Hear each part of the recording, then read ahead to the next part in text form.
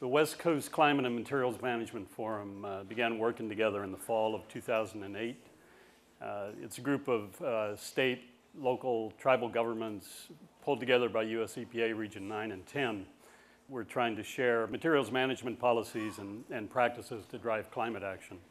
We adopted some objectives focused on tools to evaluate the climate implications of waste and materials management decisions, to influence policies at national and regional levels, and to advance priority research.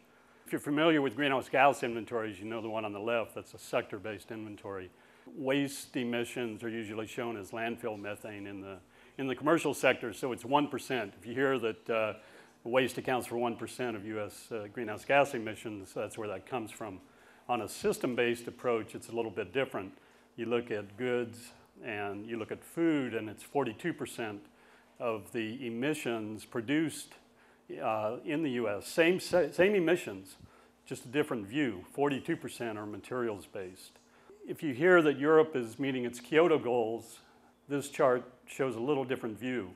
Europe's reduced its greenhouse gas emissions on a sector base. Sectors measure smokestack and tailpipe emissions. They're meeting their Kyoto protocols. However, their consumption is driving emissions to the point where it's actually doubled during that same period to meet the consumption. In fact, the Chinese emissions to meet Europeans' consumption demand are equivalent to Europe's reduction. And then that's doubled again by India and other developed countries. And of course, the US is all to the right side. We haven't done much. This is something that Cool Climate Network put together that is another way to look at emissions. This is the typical carbon footprint of a US household, about 50 metric tons of CO2 per year.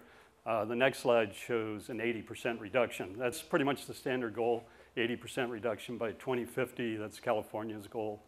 If we want to stabilize the climate, that's where we need to get. You know, getting from here to here is a lot of work. Getting to here is going to be a challenge.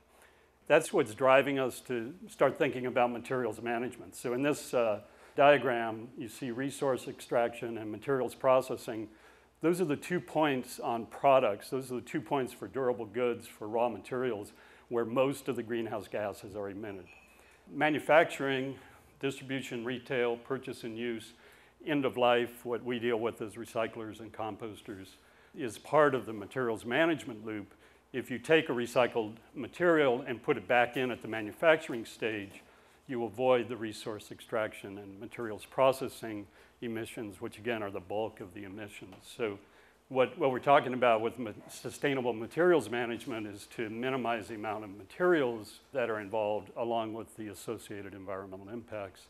Discards management, recycling, composting, the work that Dan does at Urban Ore, that's a part of materials management, but materials management is a bigger picture. So in May, we issued a report from the Materials Management Work Group of the West Coast Climate and Materials Forum, identifying the top 10 materials with greatest greenhouse gas emissions reduction potential in the disposed waste streams of Washington, Oregon, and California. So these are materials going into landfill. If you want to know what would happen if nothing went into landfill, what would be the greenhouse gas impacts, check out this report. We also have practices and opportunities to achieve state and local policy goals. So having EPA publish this report was a big deal to get it through their process, to get it approved through EPA National. It uses the WARM model to estimate the greenhouse gas emissions attributable to putting materials into landfills and then associated with alternative scenarios like recycle that material or compost it rather than bury it in a landfill. So both the WARM calculator and state waste characterizations are online. You take a waste characterization, plug the tonnage numbers into the model, and it will show you the greenhouse gas emissions. These are the materials. Carpet. Who would think that carpet is a #1 material? Dimensional lumber, food scraps, core recyclables, particularly cardboard. So these are the materials that are going into landfills on the West Coast that have the greatest greenhouse gas emission reduction potential. And just to think about it, it's tonnage times emission factor. So you can have a low tonnage material like carpet with an extremely high avoided emission factor, and it comes out at the top of the list. Well, it's energy. It's the energy inputs into the materials that give it the emission reduction because you avoid embedding those into it at the earlier stages in the process. So it does have high energy, and that's why. Food, on the other hand, has a low energy value, but there's a lot of it, and so food and carpet rank high on the chart. These are the potential reductions.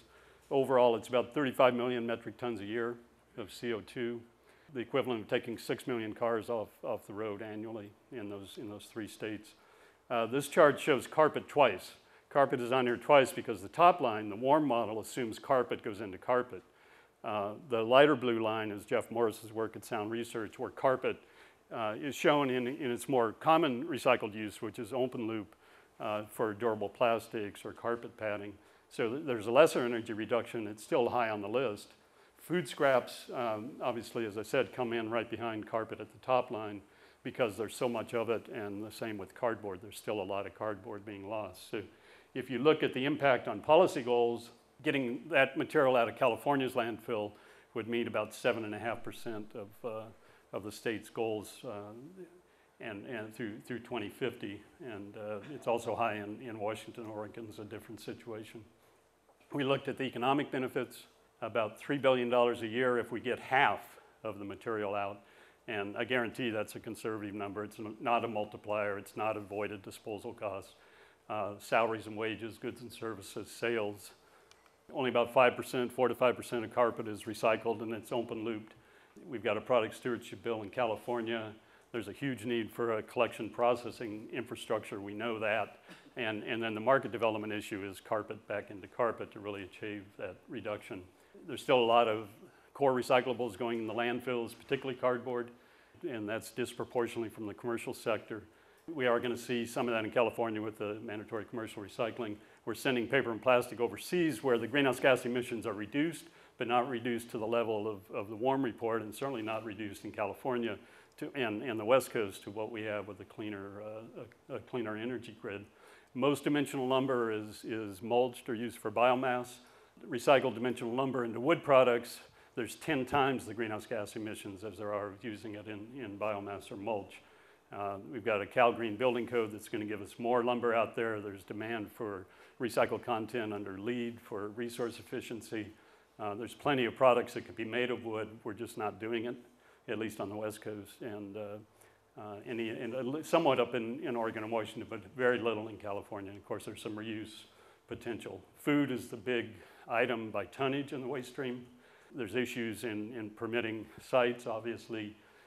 We think some of those are addressed through things like covered aerated static pile systems, which actually capture emissions and have a greater reduction potential. Anaerobic digestion was mentioned. California has a statewide program, EIR.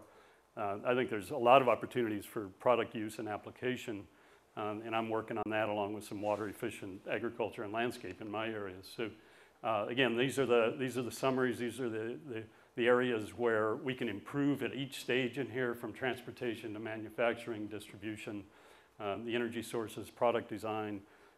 There's a lot to be done, but there's a lot that we can do. We are starting to focus on integrating product stewardship in here, and particularly trying to address whether the end-of-life costs are large enough to drive those upstream design changes. And that'll be our initial focus on the economic side of it. And there's a lot of research we need to get into. Gary asked me to mention the toolkit, which is really the next focus that you'll be hearing about from the forum. It includes climate action plans and climate protection actions. It's a wiki. If you find the forum website, you're going to find the toolkit linked. There's a webinar coming up on the 18th with David Allaway presenting the toolkit. So that's an exciting new development. So join the work group if you're part of the state and local government. You should be involved. We really want the product stewardship focus going forward. Here are the contacts and the website. And there's my contact. I put my cell phone number on there. I'll be at the CRA conference the next 4 days if you want to reach me.